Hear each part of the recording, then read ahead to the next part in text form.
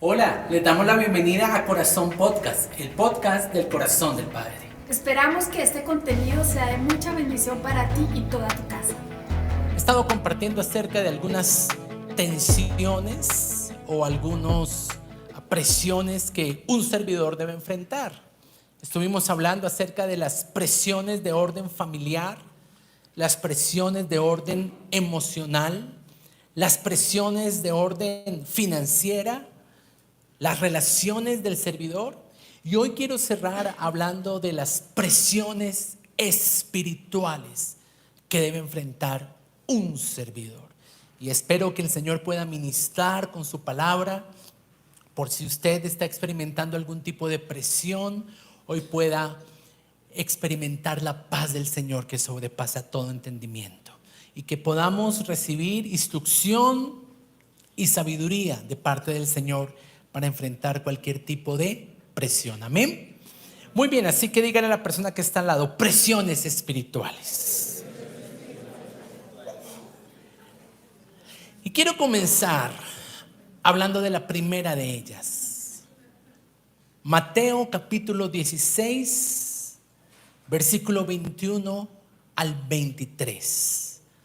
Dice la palabra de Dios: desde entonces comenzó Jesús a declarar a sus discípulos que le era necesario ir a Jerusalén y padecer mucho de los ancianos, de los principales sacerdotes y de los escribas, y ser muerto y resucitar al tercer día. Versículo 22. Entonces Pedro, tomando a Jesús aparte, comenzó a reconvenirle diciendo: Señor, ten compasión de ti.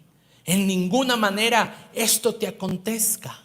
Pero Jesús, volviéndose a Pedro, dijo: quítate de delante de mí, Satanás. Me eres tropiezo porque no pones la mira en las cosas de Dios, sino en la de los hombres. Primera presión espiritual que como servidores debemos enfrentar: los ataques del diablo. Debemos entender que muchas de las luchas que enfrentamos tienen su origen en los demonios. Y ellos hacen eso para pretender que nosotros tropecemos, caigamos y desistamos del llamado que Dios nos ha hecho. Con razón, Pablo le advirtió a la iglesia y dijo: no ignoren las maquinaciones del maligno, ya que él anda como un león rugiente buscando a quien devorar. Así que dígale a la persona que está al lado: eso es un ataque del diablo. Y cuando uno aprende a mirar las situaciones que acontecen a lo largo de la semana con la óptica espiritual, usted entenderá que muchas de las cosas que colocan fricción, muchas de las cosas con las que el enemigo quiere apachurrarnos, son ataques diabólicos.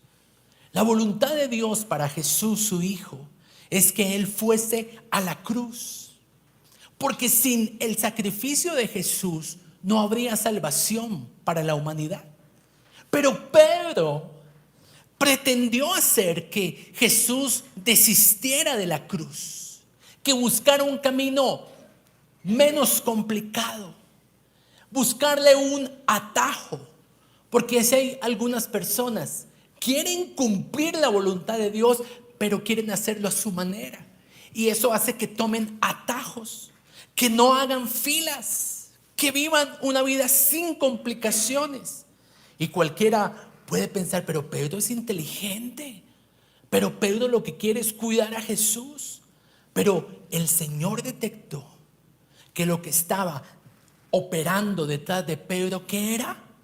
Un demonio. Él discernió un ataque diabólico para su ministerio. Y por eso debemos entender el operar, el actuar del enemigo, quien solamente quiere robar, matar y destruir. Ahora, ¿cuántos saben que Pedro amaba a Jesús? ¿Y ustedes creen que Jesús amaba a Pedro? Claro, se amaban, eran de los discípulos del Señor, tal vez el más cercano. Sin embargo, a pesar de ser tan cercano, fue usado por el diablo. Y creo yo que una de las cosas más difíciles para detectar los ataques diabólicos es que muchas veces el diablo usa personas que amamos, nuestros hijos, nuestro esposo, nuestro cónyuge, alguien a quien amamos, y por eso nos cuesta discernir, detectar que detrás de esa persona puede estar operando un demonio. Ahora, debemos ejercitarnos en el discernimiento. ¿Y cómo lo hacemos? Preguntándonos, ¿qué opera detrás de él? ¿El Espíritu Santo? ¿Un demonio? ¿O muchas veces su propio corazón? Porque hay gente que habla desde su propio corazón y lo etiqueta como si fuera la voz de Dios. Y eso es algo que nosotros tenemos que aprender a detectar. Porque una de las estrategias de Satanás será usar personas a quienes amamos. Y por ellas estaríamos dispuestos a hacer cualquier cosa. Pero me fascina Jesús, porque Jesús amó a Pedro. De hecho, Jesús fue a la cruz por Pedro, así como fue a la cruz por cada uno de nosotros. Sin embargo, no permitió que el demonio que estaba hablando a través de Pedro lograra su cometido. ¿Qué vio Jesús? A un demonio en su amigo Pedro. El diablo, en su astucia, puede llegar a usar personas cercanas a nuestro corazón para sacarnos de la voluntad de Dios. Ahora, algunos pensarían, pero Pedro le habló, pero Jesús, más bien, algunos pensarían, pero Jesús le habló muy duro a Pedro. Jesús, qué falta de amor. ¿Cómo delante de los discípulos le va a decir, Satanás, fuera de aquí? Pero era porque el Señor sabía que a lo que se enfrentaba no era a Pedrito, sino era al diablo. Algunos podrían tildar a Jesús de falto de amor, pero no miraron el entorno espiritual que estaba operando en aquella escena. Por eso necesitamos del Espíritu Santo. ¿Cuántos de ustedes necesitan al ayudador? Porque el Espíritu Santo nos capacita. Porque el Espíritu Santo nos ayuda en nuestra debilidad. Cuando usted está en una situación donde usted no sepa qué hacer, ore en lenguas, porque la Biblia dice que el Espíritu Santo intercede por nosotros con gemidos indecibles. Y algo que trae el Espíritu Santo, ¿sabe qué es? Discernimiento espiritual. Porque hay personas que se cogen de las mechas unas y otras y no se dan cuenta que su real enemigo, ¿quién es? El diablo.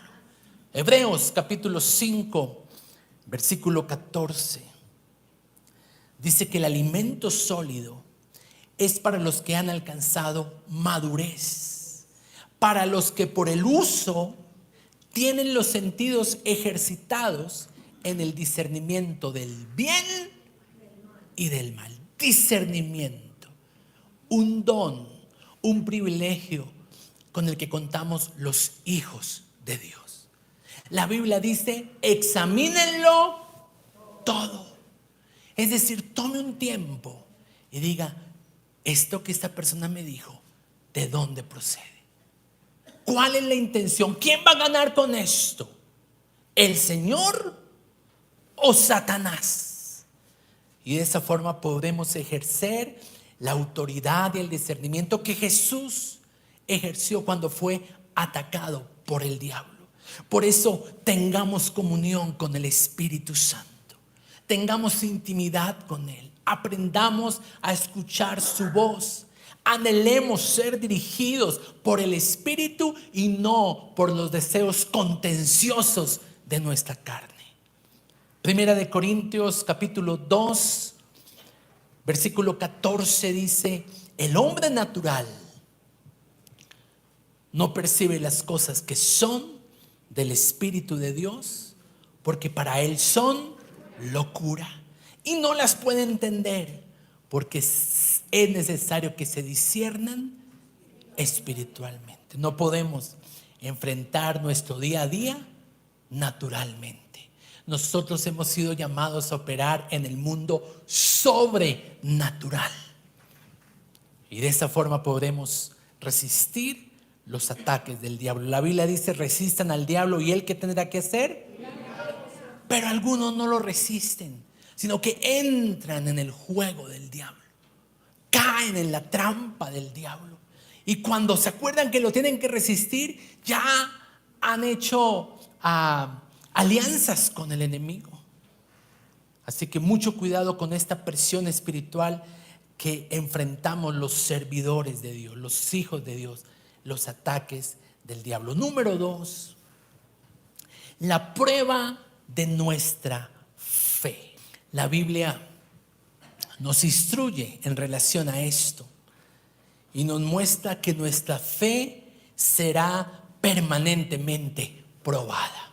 Quiero preguntar, ¿cuántos de ustedes en este momento su fe está siendo probada? Muchos. Y tal vez usted diga, pues en este momento no, pero la semana pasada, pero hace un mes, porque nuestra fe va a ser probada por nuestro Señor. Él va a permitir episodios para que nosotros identifiquemos el tipo de fe, lo robusto de nuestra fe. Más aún cuando servimos al Señor, nuestro llamamiento al Señor será permanentemente puesto a prueba, para que examinemos nuestras motivaciones y para que maduremos espiritualmente. Ahora, Santiago capítulo 1 versículo 3 dice que nosotros debemos tener sumo gozo, debemos tener exceso de gozo, mucho gozo cuando pasemos por diferentes pruebas. Y eso es algo un poco contradictorio, porque si yo estoy pasando por una prueba, ¿cómo Dios demanda que yo esté con gozo? ¿Gozo cuando estoy siendo probado? No entiendo. Si una prueba duele, si en una prueba se sufre, ¿cómo voy a tener gozo? Pues bueno, la Biblia dice que el gozo del Señor es nuestra fortaleza. Y tengo aquí algunos puntos por qué puedo tener gozo en medio de una prueba. Algunos puntos para estar meditando, algunos puntos para predeterminar que frente a la prueba voy a vivir con gozo, que ninguna prueba me va a robar el gozo que Dios ya me dio a través de Jesús en la cruz. Primero que todo, puedo tener gozo porque, escuche bien, detrás de cada prueba viene una bendición. Así que cuando su fe es probada, lo que usted debe pensar es: viene una bendición. Después de esta prueba, ¿qué viene? Una gran bendición. Tenga en cuenta algo: la prueba es temporal, pero la bendición es para siempre. Y eso debe llenar nuestro corazón de confianza, y podemos entonces tener gozo en medio de la prueba. Por ejemplo, después de la cruz, que fue tal vez la prueba más severa con la que Dios probó la fe de su Hijo Jesús, ¿qué vino? Pentecostés, una gran bendición. Ahora todos queremos Pentecostés sin tener que pasar por la cruz. Después de la persecución de la iglesia y de la cantidad de mártires que fallecieron a causa de la fe, ¿qué vino? Multiplicación en la iglesia. Es interesante que usted note que en Hechos 1:8 la Biblia dice: me serán testigos hasta lo último de la tierra. Y en Hechos 8:1 dice que la iglesia está padeciendo persecución. ¿Cómo vamos a poder dar testimonio hasta lo último de la tierra? Muchas veces eso ocurrirá después de una persecución. Pregunto, ¿qué vino primero? ¿La tierra prometida o la esclavitud en Egipto? Pero después de cada prueba viene una bendición. Entre otras cosas porque después de una prueba no somos los mismos. Porque una prueba va llevándonos a ser más semejantes a Cristo. Una prueba nos da mayor carácter. Una prueba nos da mayor fortaleza y nos coloca en el lugar necesario para que la bendición nos alcance. Porque seguro que si bendiciones hubieran llegado a nuestras vidas sin tener el carácter formado, esas bendiciones, en vez de acercarnos a Dios, ¿sabe qué hacen? Nos apartan, nos separan, nos destrozan. Por ejemplo, los discípulos después de la cruz fueron otros. ¿Lo han notado? Por ejemplo, Pedro. La Biblia dice que Pedro era alguien un poquito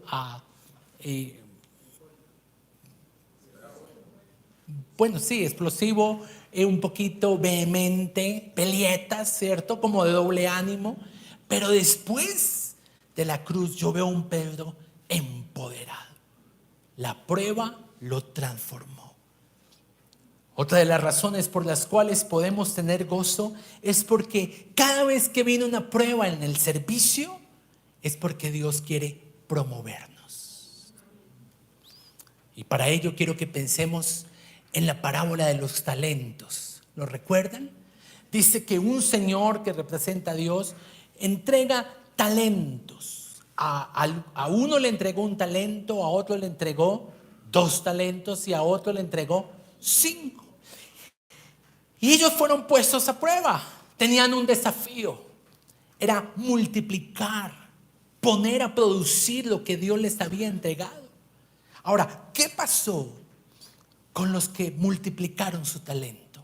Finalmente fueron promovidos. Porque el que tenía 2 terminó con 4 y el que tenía 5 terminó con 10. Pero en cambio, el que no pasó la prueba, el que no lo puso a producir, aún lo que tenía se le quitó. ¿Y a quién se le dio? Al que tenía. ¿Qué muestra eso? Que cuando una prueba viene a mi vida y yo la paso con la ayuda del Señor, el propósito que Dios tiene con esa prueba es finalmente promovernos. ¿Cuántos quieren ser promovidos en el reino? Y también otra de las razones por las cuales yo puedo tener gozo en medio de una prueba es porque la prueba mantiene mi corazón dependiendo del Señor. Muchos de nosotros, todos nosotros, porque así es el corazón del hombre, si no pasáramos por pruebas, solo es cuestión de tiempo para habernos apartado del Señor. En cambio, una prueba, ¿qué provoca en nosotros? La necesidad de buscar al Señor. Y en esa búsqueda nos encontramos con Él y vamos recibiendo cada vez más revelación de su poder, de su gracia, de su carácter. Y un ejemplo bíblico lo tengo en el apóstol Pablo.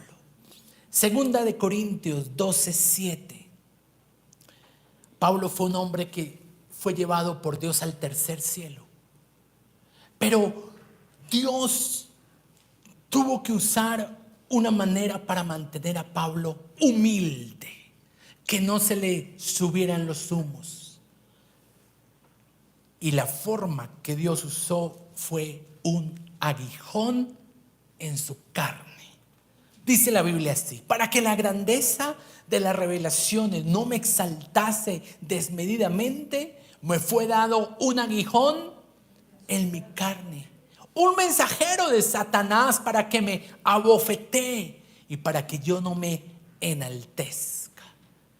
Si ese aguijón no estuviera en Pablo, Pablo sería un apóstol orgulloso, sería alguien prepotente, sería alguien que no dependería de Dios. Pero el Señor aseguró que hubiera un aguijón que lo afligiera. Dice esta porción que él oró 3 veces. Le dijo: Señor, por favor, ayúdame. Y Dios por alguna razón no contestó. Y la razón es porque ese aguijón era necesario para mantener a Pablo dependiendo de Dios. Así que hoy quiero que usted le diga: gracias a Dios por mi aguijón. No por mi esposa. Algunos dijeron: no. El aguijón en su carne. Algunos piensan que quizás Pablo tenía problemas con sus ojos, porque al final ya no podía escribir sino en letras grandes. Y posiblemente viendo tantos milagros, él se preguntó, ¿por qué Dios no me sana? Y posiblemente ese es el aguijón con el que el Señor mantendría a Pablo dependiendo de él. Consideremos esto. Respuestas de oración que tal vez no han llegado porque primero Dios quiere volverme un dependiente de él.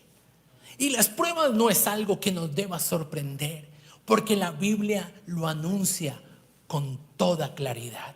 En 2 de Timoteo 2, versículo 3, este mismo Pablo, escribiéndole a su discípulo Timoteo, le dice: tú pues sufre penalidades como buen soldado de Jesucristo. Le advierte a su discípulo: vamos a tener que cruzar momentos de pena, momentos difíciles. Pero confiemos en el Señor, porque Él dice que si nosotros soportamos esa prueba, vendrá bendición sobre nosotros. Una de las bienaventuranzas está relacionada precisamente con esto. Mateo 5 del 11 al 12 dice Jesús: ustedes son bienaventurados, ustedes son dichosos, ustedes son 3 veces felices cuando por mi causa, dice Jesús, la gente los insulte, cuando la gente los persiga, cuando la gente levante contra ustedes toda clase de calumnias. Y nuevamente Jesús nos dice: alégrense. A ver, con una sonrisa dígale al que está allá al lado: alégrate. Pero ¿cómo me está insultando? Está hablando mal de mí. Y la Biblia dice: alégrense y llénense de júbilo, porque les espera una gran recompensa en el cielo. Porque sabe, cuando alguien habla mal, eso significa maldición. Cuando alguien habla mal en la tierra, Dios habla bien en el cielo. Y más pesa la bendición de Dios que cualquier habladuría malintencionada aquí en la tierra. Así que alégrense y llenen de júbilo. Diga conmigo: voy a estar alegre. Muy bien. Número 3, estoy hablando de presiones que debe enfrentar un servidor, sobre todo en el ejercicio de su ministerio. Les he hablado de los ataques del diablo, les he hablado de la prueba de nuestra fe. Ahora quiero hablarles, número 3, de la lucha constante en contra del pecado. La lucha constante en contra del pecado. El pecado en la vida de una persona se convierte en una carga muy pesada que impide el avance en la carrera de la fe. Hebreos capítulo 12 versículo 1 dice: despojémonos de todo peso y del pecado que nos asedia. El pecado está a la puerta. El pecado está permanentemente buscando a que nosotros le demos entrada. Nos asedia.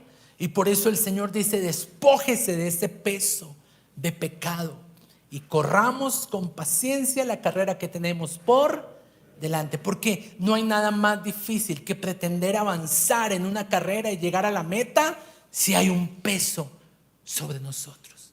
Y muchas personas no avanzan porque el pecado los ha detenido, los mantiene allí frenados. Y un error en la forma de pensar de algunos servidores de Dios es que ingenuamente ellos consideran que como están sirviendo al Señor, entonces están automáticamente blindados del pecado. Y no es así. Un servidor se dará cuenta que aunque sirve al Señor, enfrenta luchas internas frente a la tentación de operar en su vieja naturaleza. Un servidor se dará cuenta de que hay una tendencia en él de querer regresar a las cosas del pasado. ¿Si estoy hablando en el lugar correcto o solo me pasa a mí? un servidor se dará cuenta que todavía debe combatir esa atracción hacia las cosas del mundo. Y es allí donde debe decidir no darle rienda suelta a su carne. Es más, creo que es todo lo contrario.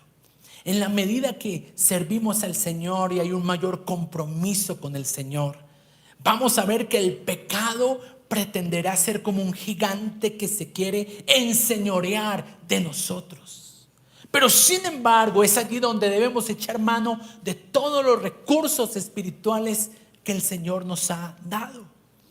Pablo fue uno de los grandes servidores del Señor y él tenía luchas con el pecado. Romanos 7, versículo 21 al 24, solamente leo el versículo 24, dice: miserable de mí. Él a sí mismo se llamaba miserable y dice: ¿quién me librará de este cuerpo de muerte? Y dice el versículo siguiente: gracias doy a Dios por Jesucristo, porque Él es el único que nos puede liberar del poder del pecado en nuestras vidas.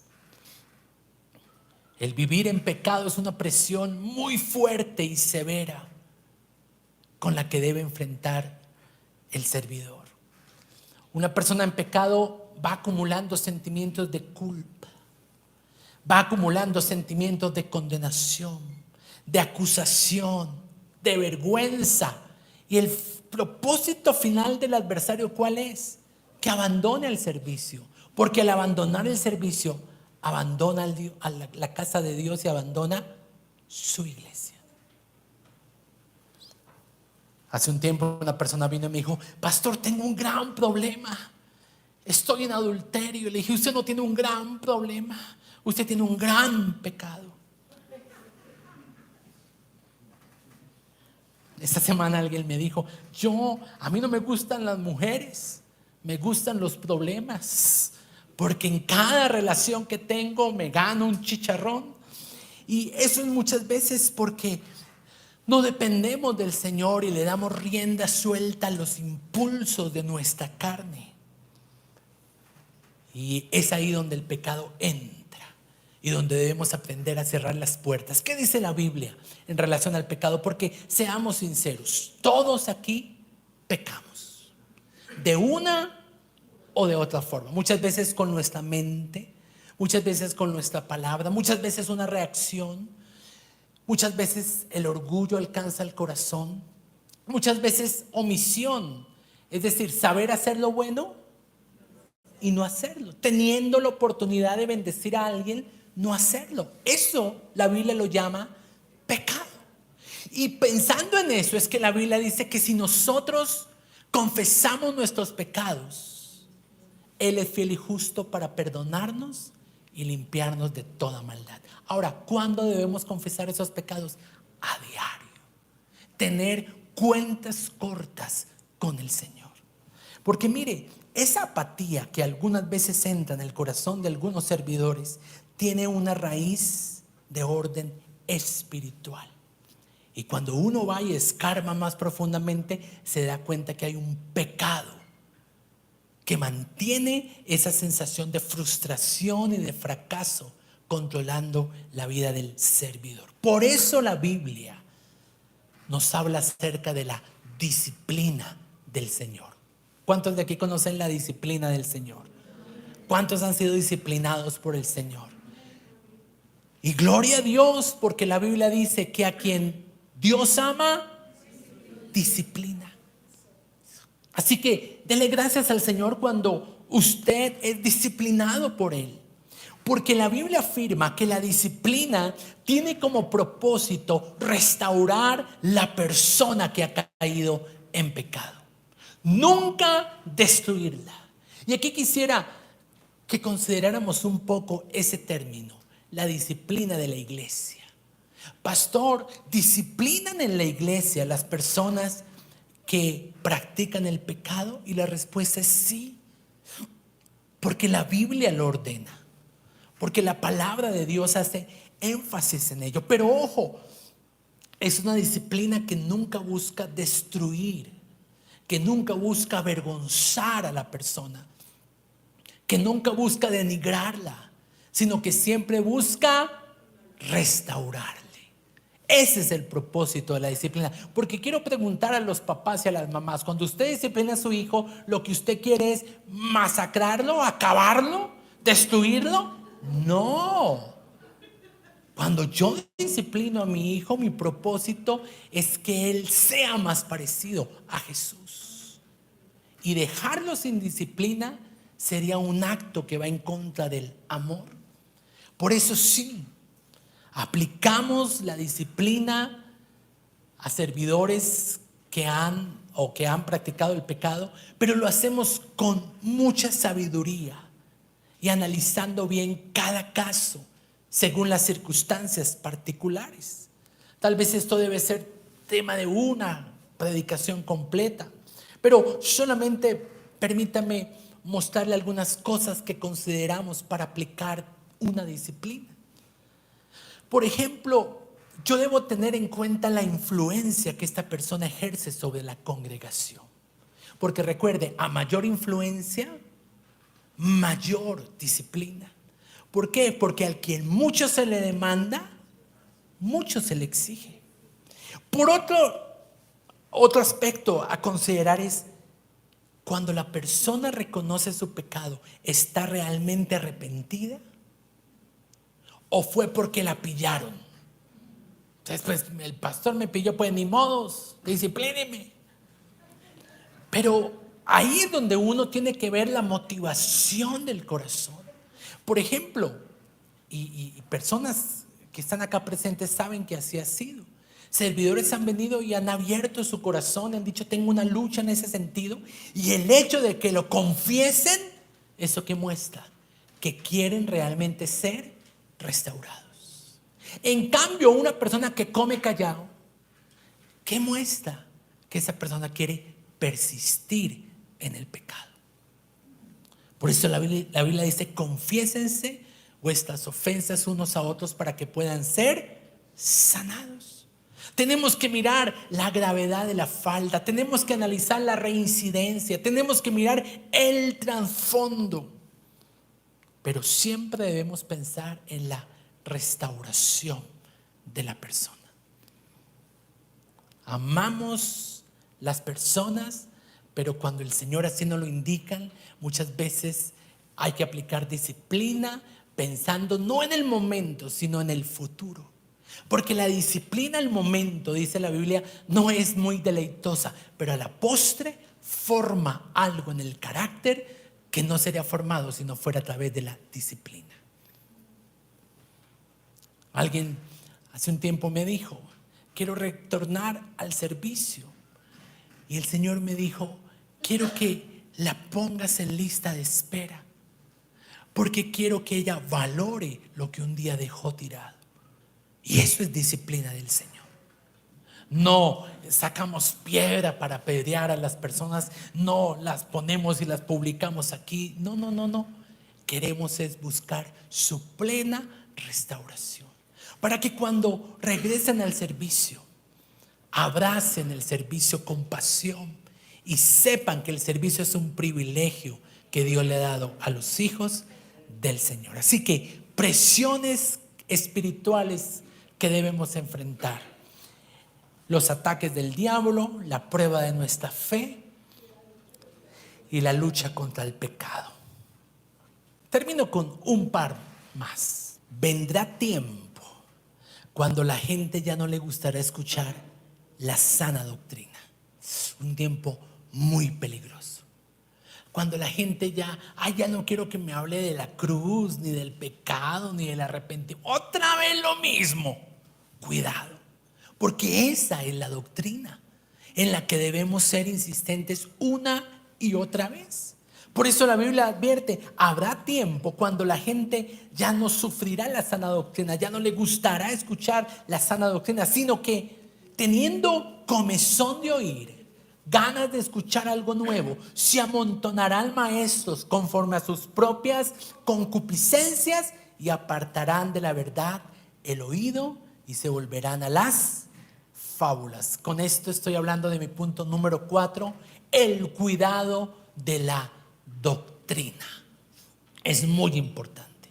Si hay una presión espiritual que debemos enfrentar, es el cuidado de no abandonar la sana doctrina. Ahora, podemos pensar, John, que es muy fácil mantenernos en la sana doctrina, pero en realidad muchos han salido de la sana doctrina.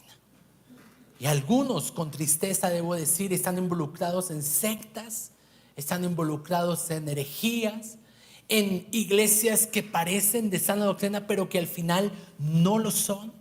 Y sería importante recordar algunos aspectos que nos permiten diferenciar una iglesia de sana doctrina a una iglesia que no.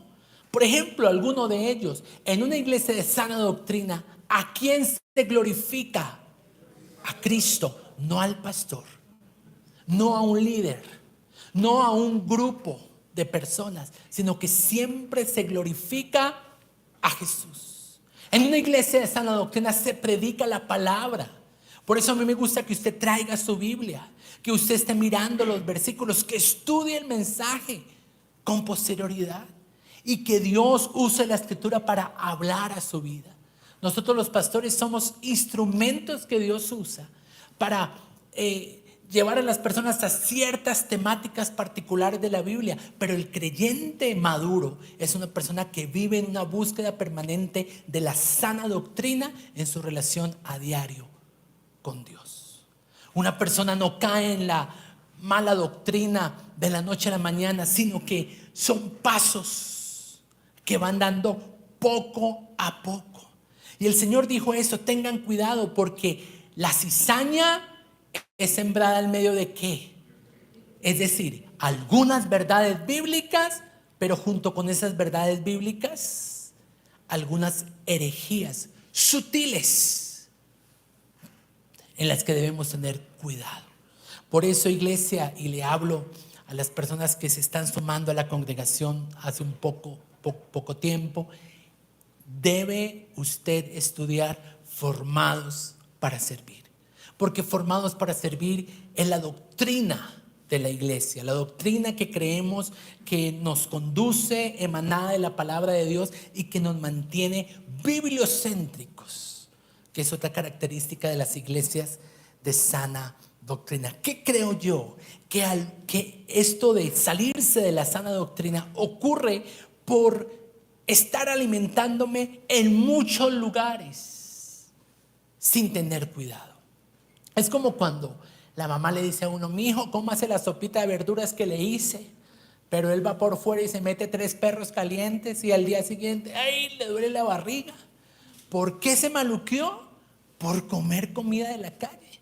Ahora, qué bendición que en esta era tecnológica tengamos posibilidades de ser alimentados a través de diferentes formas, pero tengan mucho cuidado y aplique aquí también el discernimiento para que todo lo que usted escuche verdaderamente tenga fundamento bíblico, porque la palabra claramente muestra que muchos apostatarán, muchos se apartarán de la fe por escuchar espíritus engañadores.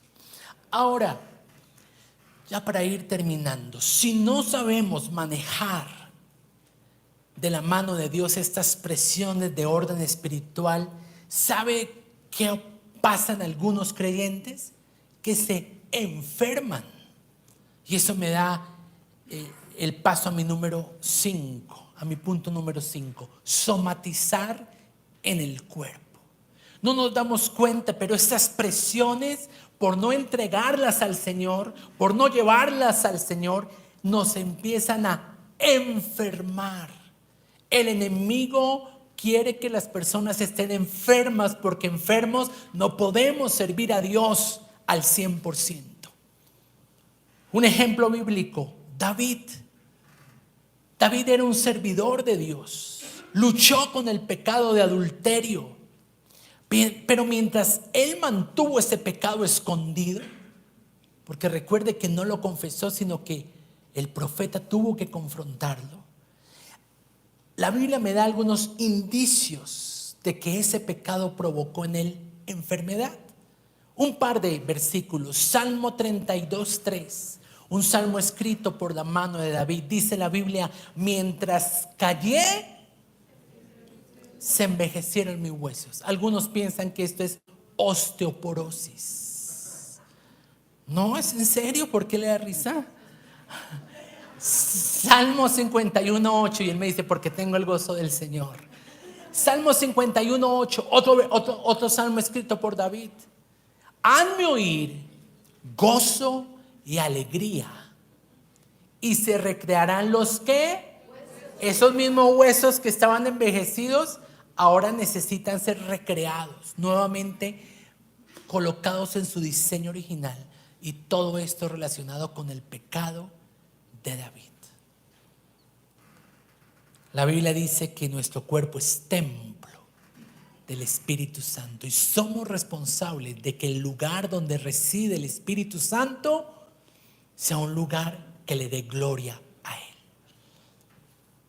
En el antiguo pacto, y ha habido muchas polémicas acerca de eso, por allá en el capítulo 21 del libro de Levítico, se dice que no podían ejercer el sacerdocio personas que tuvieran algunos impedimentos físicos. Por ejemplo, alguien que que le faltara un miembro, que tuviera un problema en un ojo. Ahora, ¿qué pasa en el nuevo pacto? Por la gracia del Señor, Él usa personas con debilidades físicas. Sin embargo, el principio que debemos observar y que no podemos abandonar es que somos responsables del cuidado del templo del Espíritu Santo. Ese versículo es tremendo, y con este termino. 1 Timoteo 5:23. Pablo le dice a Timoteo: ¿sabe qué? Ya no beba agua, sino use un poco. Diga conmigo: un poco. Pastor, ¿un poco es una paca? No, un poco. Un poco. Dice: use un poco de vino por causa de su estómago y de sus frecuentes enfermedades. Ahora, ojo, no me van a usar este versículo en contra. Pero lo que quiero mostrar es que Pablo estaba preocupado por el bienestar físico de Timoteo. Y en relación a esto, creo que debemos dar algunos consejos para los servidores, para que el enemigo no gane ventaja. Algunas recomendaciones: coma bien y de manera saludable. Como diría la mamá, coma en casa.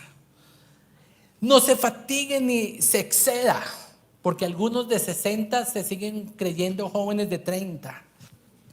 Descanse y tome vacaciones. Dígale a la persona que está al lado: tome vacaciones.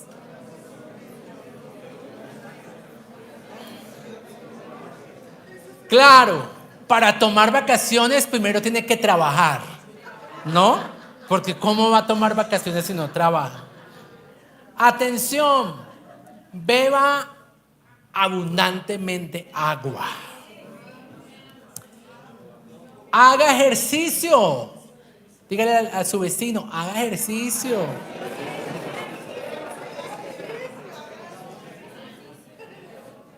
Yo peco en esta. Chequearse periódicamente con su médico y hacer los exámenes de rutina. Y digo que es necesario hacer esto, pero cuidado, no significa que lo que le digan usted va a comer cuento. Porque hay muchas personas que llegan sanas al médico, pero salen moribundas. ¿Por qué? Porque creyeron en todo ese diagnóstico. Ahora, hay que orar y pedirle al Señor que Él nos ayude y que seamos conducidos a la verdad. Dios usa a los médicos, es cierto, pero también, como muchas veces Dios lo usa, el enemigo también muchas veces lo puede usar para colocar en nosotros enfermedades de origen espiritual. Presiones que enfrenta un servidor en el área espiritual. Número 1, los ataques del diablo. Número 2, la prueba de nuestra fe. Número 3, la lucha contra el pecado. Número 4, la falsa doctrina. Y número 5, somatizar en nuestro cuerpo. Nos ponemos en pie.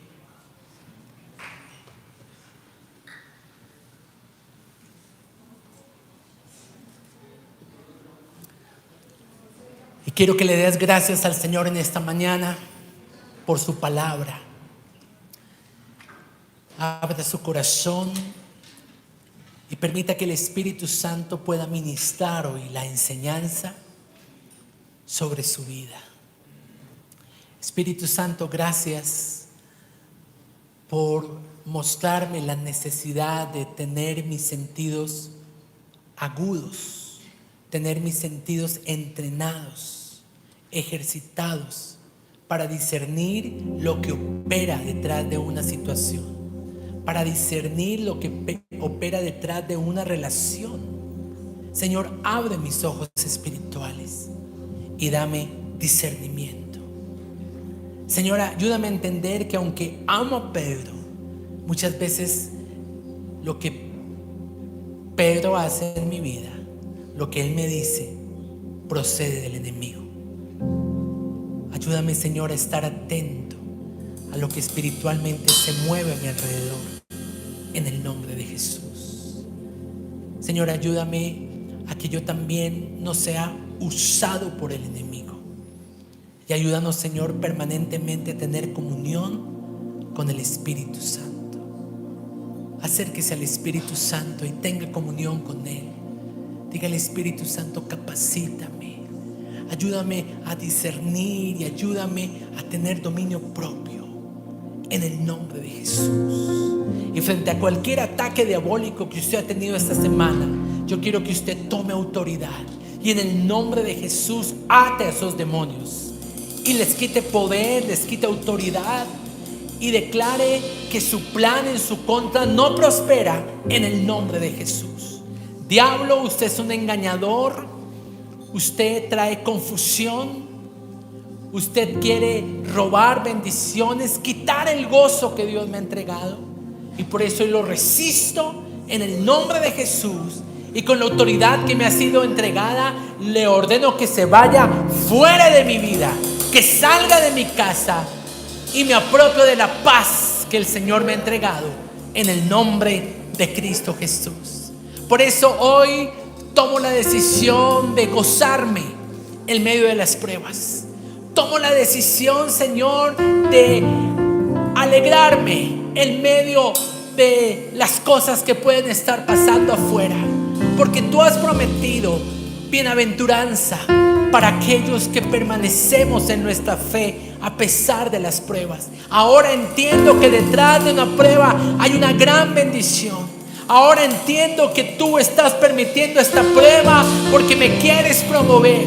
Comprendo, Señor, que los aguijones en mi vida tienen como propósito llevarme a ser alguien dependiente de ti y a mantenerme en humildad delante de tu altar.